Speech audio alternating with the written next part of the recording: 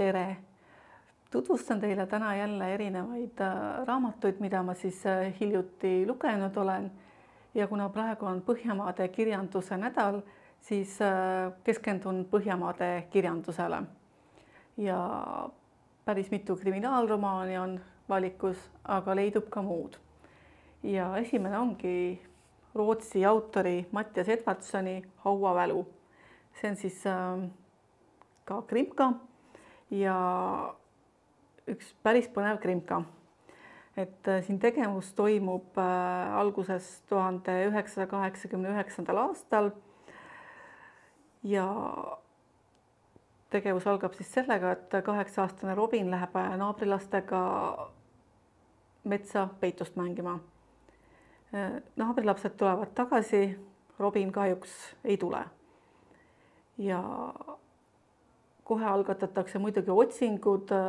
Need naabrilapsed räägivad nii segast juttu, et politsei ei suuda neist hästi aru saada. Et kahjuks leitakse otsingute käigus Robini surnukeha. Ja juhuslikult satub sellega tegelema üks noor politseinik Kunni.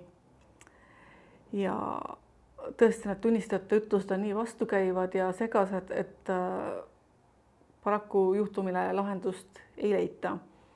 Siis 5 aastat hiljem, 1994. aastal kaob sealt samast lähedalt ühest treileri parklast, kämpingust 7-aastane saksa poiss.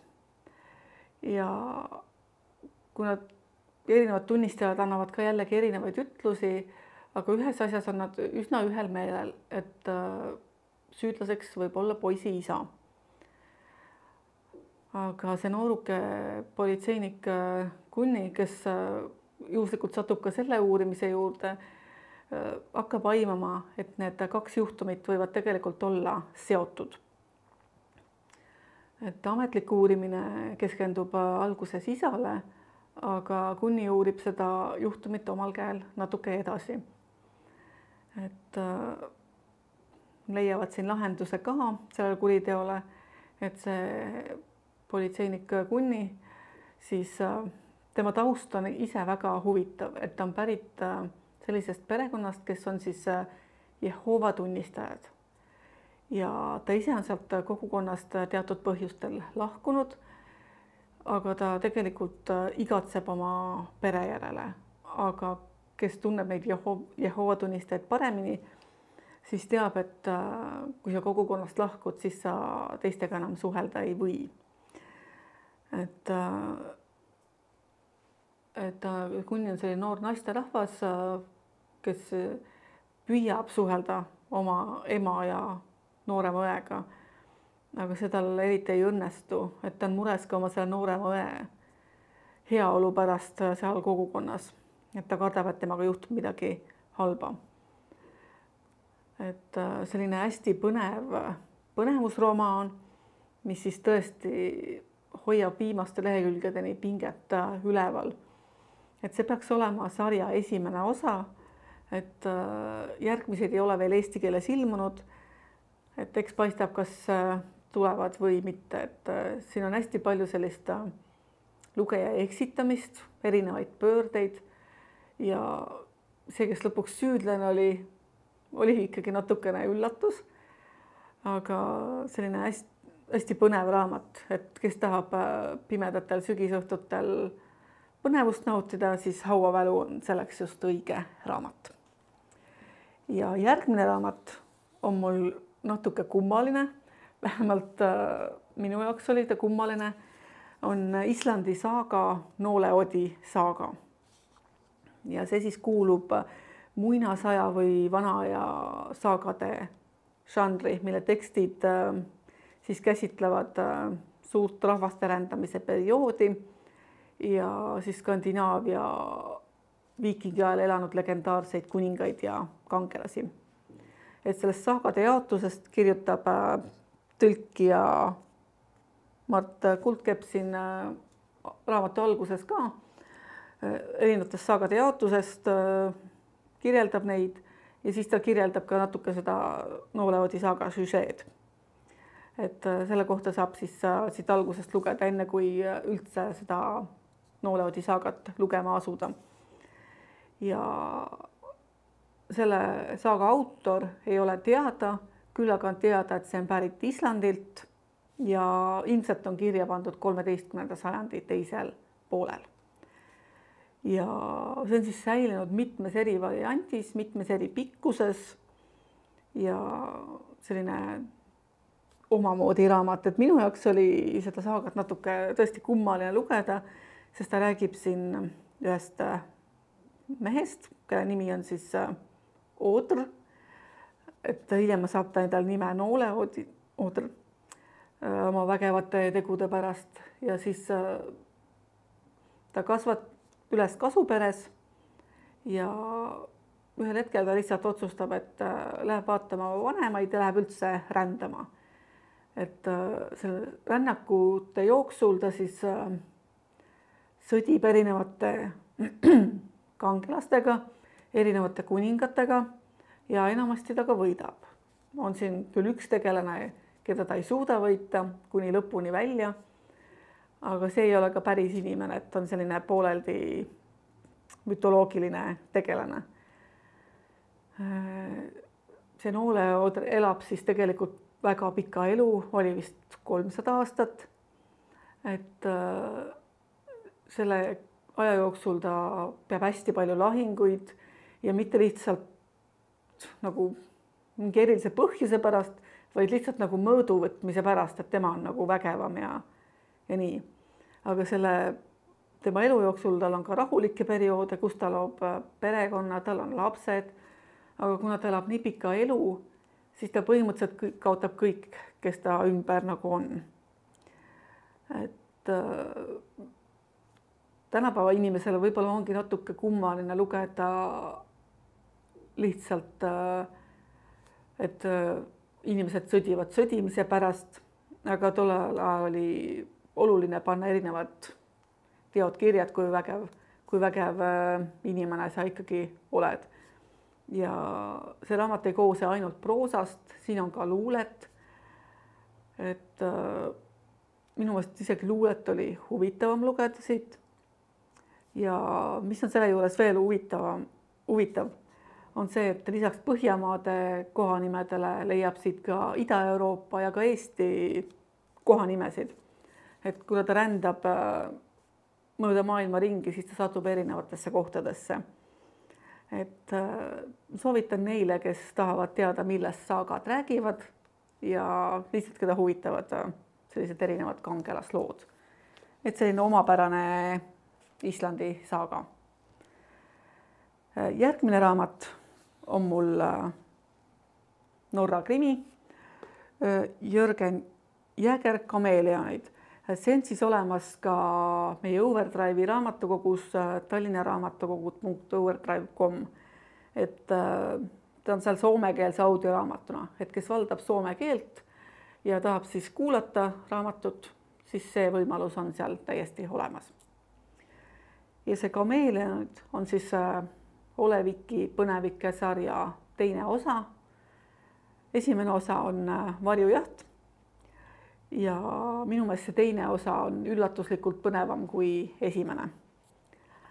Et kes esimest osa on lugenud ja kahtlevad, kas lugeda teist osa, siis kindlalt soovitan.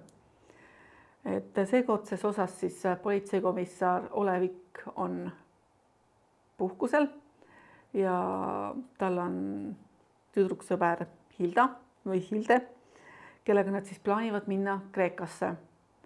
Aga sinna Kreekasse nad ei jõuagi, sest nad satuvad juhuslikult pangaröövi keskele ja see röövel sunnib Hilde endaga kaasa minema. Et Ole püüab seda takistada, aga paraku ta ebaõnnestub selles. Ja siis seda juhtumit uurides mitu politseijaoskonda teevad omavahel koostööd, et tabada siis neid röövleid ja seekord ei ole ju ainult pangarööviga tegu, et on ka inimrööviga tegu. Ja tõesti hästi põnevalt kirjutatud, väga palju erinevaid pöördeid, kaasahaarav ja tõesti oli raske käest panna, et mulle meeldib ka see olevik ise, et ta on selline vanakooli mees, digiasjadest ta eriti kodus ei ole, küll aga ta kuulab rohkem inimesi ja on rohkem selline inimeste inimene siis, et kellel meeldivad sellised mõnusad krimkad, siis igal juhul soovitan lugeda. Järgmine on siis Soome autori Katja Kettu Ühe kassi ülestähendusi. Et see on ka tänavuse aasta raamatuga kevadesse lugemisprogrammis. Et kindlasti soovitan lugeda, et väga omapärane raamat hoopis teisest vaatenurgast. Et siin siis üheks peategelaseks on kass, kes siis kusagilt kõrgemalt poolt saadetakse toeks ühele kirjanikule. Ja selle kirjaniku elu on parajasti omadega sellises puntras, et tal on vaja nii-öelda tuge. Aga tundub, et selle saatmisega läks midagi valesti, sest kass leiab end hoopis aastast 1917. Ja ta leiab end Soome-Venemaa piiri lähedalt, kus siis üks Eeva nimeline tütarlaps võtab ta siis enda hoole alla. Ja selgub, et see Eeva on kirjaniku vanaema ja kass jääb siis sinna kuidagi alguses kinni, et siis ta on seal selle Eeva juures. Näeb seda eluolu seal, et see on päris raske, kuna just on see Soome on ise seisvumas, seal käib sõda, siis on see Venemaa naaber seal ja see autor Katja Kettu jutustabki siin vaheldumisi selle kirjaniku lugu ja siis selle Eeva lugu, et mõlema naise selline elusaatus ei ole kerge, mõlemal on omad sellised probleemid. Eeva küll leidis hea mehe, kes teda armastab ja keda ta ise armastab, aga kuna see olukord poliitiliselt on seal väga rahutu, siis mees on sunnitud kodust lahkuma ja ämm ei salli Eevat üldse ja teeb ta elu seal põhimõtteliselt põrguks. Ja siis selle kirjaniku elus on ka sellised murdepunktid parasjagu, ta on just kaotanud enda lapse. Lapse isaga lähevad ka suhted sassi, et ta on seal tõesti madalseisus, loomingu kirjutamine ei edene. Ja see kass on lõpuks ikkagi tema juures ka, et selline väga kummaline raamat, aga väga hästi kirjutatud. Tegelikult see põhineb Katja Kettu enda perekonnalool, mis annab minu jaoks raamatule lisaväärtust juurde, et ei ole nagu need sündmused, mis siin toimuvad, päris välja mõeldud, vaid on tegeliku elu põhjal. Et see teeb kuidagi selle ehedamaks ja mulle meeldis, kuidas autor kirjutab siin inimeste vahelisi suhteid ja neid katsumisi, mis nad peavad nagu läbi tegema, et ta liigselt ei dramatiseeri neid üle ja ta ei muutu liiga emotsionaalseks, et just nagu need oleksidki loomuliku elu osa. Et ja tegevust antakse siin edasi siis nii Eeva, selle kirjaniku, kui ka siis kassi silmade läbi. Et selline väga huvitav raamat, mida siis soovitan lugeda. Järgmine raamat on ka väga omamoodi, üks väheseid Fääri saarte kirjanike raamatuid eesti keeles. Et Fääri saared kuuluvad Taani alla siis, aga ühesõnaga Fääri saarte kirjanik. William Heinesen, kes tegelikult on juba ammu surnud ja ta on seal Fääri saarte tuntuim kirjanik ja tegelikult on see raamat kordustrükk, et ta on algselt ilmunud vist Loomingu raamatukogus 1984. aastal. Et see uus trükk ilmus siis tähistamaks autori 125. sünniaastapäeva. Ja raamatu tõlkijaks on Arvo Alas, kes on nimetanud seda siis kirju tegelaste galeriiga satiiriliseks kolka burleskiks. Ühesõnaga, ta on selline väga omamoodi raamat, kus tõesti tegelasi on väga palju ja nad on tõesti üsna erinevad. Et siin on see üks tüüp, kes jutustab siis karsklusest, kes peab joomarlust paheks, kuigi ta ise on ka enne sellega tegelenud. Ja see on selline ka omamoodi, aga peamisteks tegelasteks on siin 3 venda, kelle nimed on siis Moritz, Sirius ja väike Kornelius. Ja kõik need on seotud muusikaga.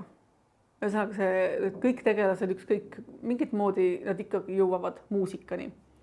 Ja see muusika ongi siin üks väga oluline teema, et igal sündmusel on siis kuidagi nagu juures ka mingi muusika, et kui tegelastel midagi juhtub, nad midagi teevad, neil kohe on nagu mingi vastav muusikapala peast võtta või hakkavad ise midagi tegema.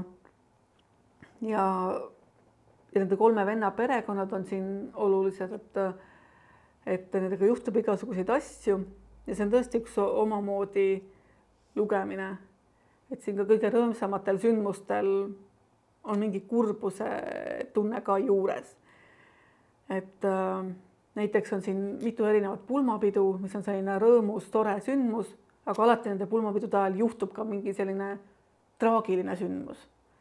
Et selles mõttes nagu kummaline raamat. Aga samas, kui on siin sünged ajad, sest siin on ka süngeid aegu, on erinevad tormid, asjad, inimesed vahepeal kaovad ära, et inimesed leiavad ikkagi põhjusega rõõmustamiseks. Et selline tõesti omamoodi raamat, mis nõuab, et teda loetakse aeglaselt, et ta tahab natuke süvenemist ja järelemõtlemist, et sellise aeglase kulgemisega raamat. Ja kuna see autor William Heinesen oli ka kunstnik, siis siin raamatu ees ja tagapool on ka mõned pildid tema maalidest ära toodud. Et saab siis ka neid vaadata ja väga põhjalik eessõna on ka olemas raamatule. Järgmine raamat on mul jällegi Grimka.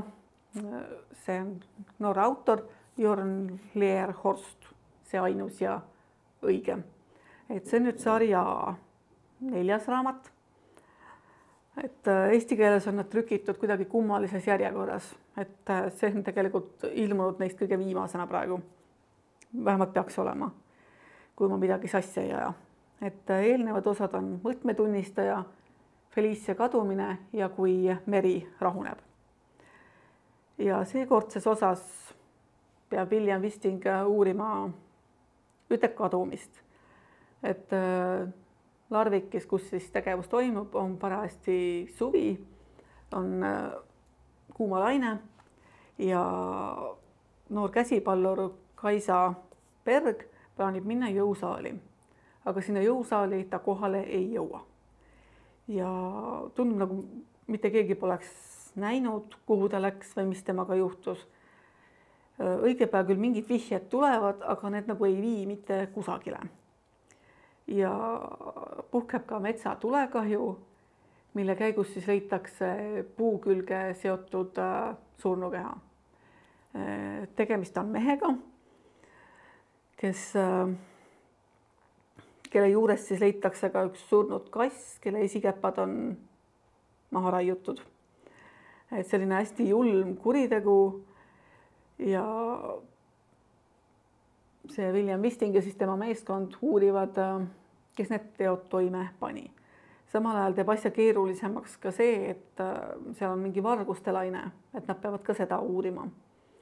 Et selline hästi põnev raamat, kus osad inimesed ei räägi tõtt alguses ja igasuguseid eksitusi juhtub, aga ka selline hästi kaasahaarav, et põnev raamat, kuigi võib-olla nõrganärvilistele päris ei soovita, et siin üsna julmad teod on.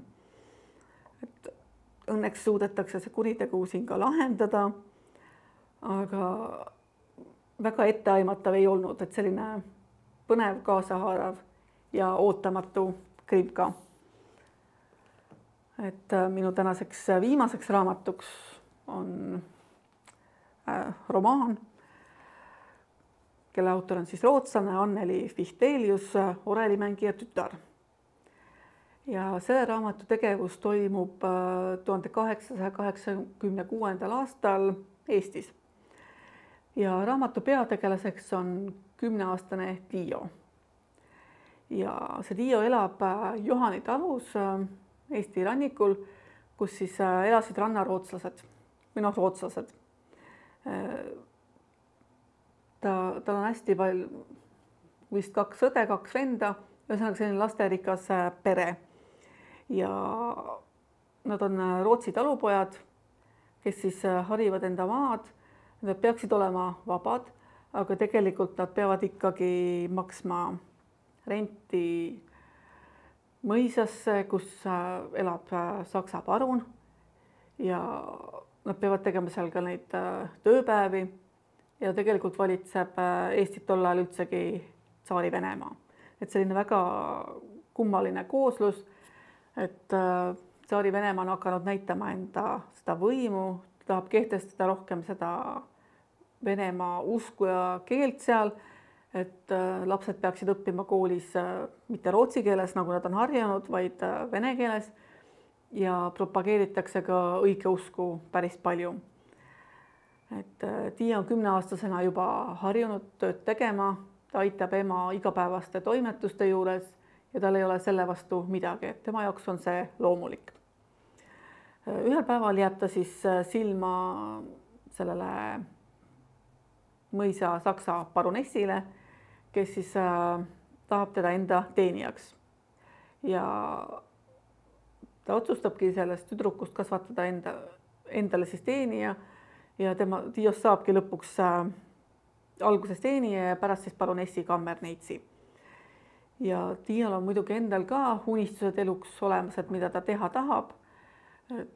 Ta tahaks väga lugema õppida, isa ei kiida seda muidugi heaks, sest kuna koolis on see õppetöö vene keeles, siis see isa on ka endine õpetaja, aga kuna ta keeldus vene keeles õpetamast, siis nüüd ta on lihtne talupoeg ja orelimängija on ta ka seal.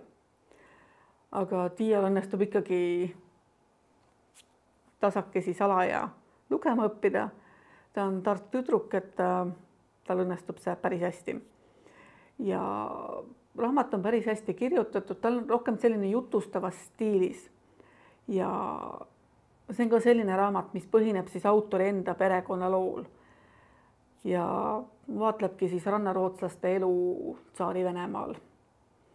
Ja kus siis tõesti see poliitika läheb aina karmimaks ja nad on lõpuks sunnitud sealt põgenema, mitte veel selles raamatus. Et see peaks olema sarja esimene osa, et seal peaks 2 osa veel olema, et eks näis, kas need tulevad siis ka eesti keelde.